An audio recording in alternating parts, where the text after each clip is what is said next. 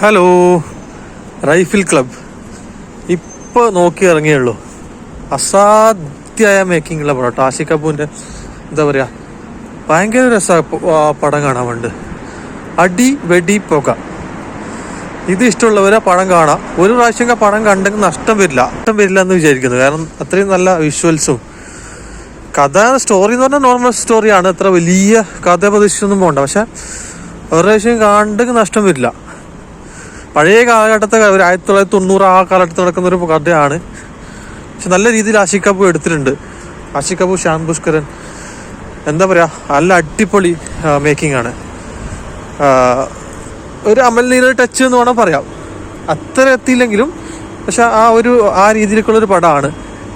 പിന്നെ അതിൽ അഭിനയിച്ച ആൾക്കാർ ഹനുമാൻ കൈൻഡ് ആണെങ്കിലും റംസാൻ അത്യാവശ്യം കുറച്ചൊന്നും കുഴപ്പമില്ലാത്ത വേഷം കിട്ടിയിട്ടുണ്ട്. സാധാരണ ഐറ്റം ഡാൻസിലാണ് കൂടുതലായിട്ട് കാണാനുള്ളത്. പക്ഷെ അത്യാവശ്യം കുഴപ്പമില്ലാത്തൊരു വേഷം കിട്ടിയിട്ടുണ്ട്.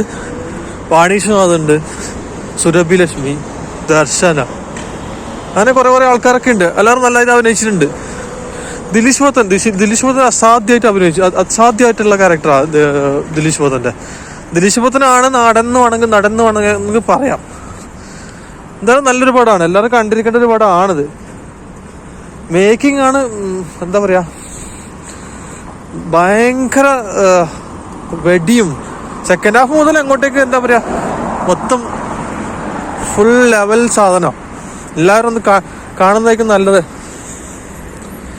എന്തായാലും കണ്ടവർ അഭിപ്രായം പറയുക, കാണാത്തവർ പോയി കാണുക. ആദ്യമായിട്ടാണ് എൻ്റെ ചാനൽ ഒന്ന് സബ്സ്ക്രൈബ് ചെയ്യണേ, ഒന്ന് ഷെയർ ചെയ്ത് കമൻറ്റ് ചെയ്ത് പോകണേ. താങ്ക്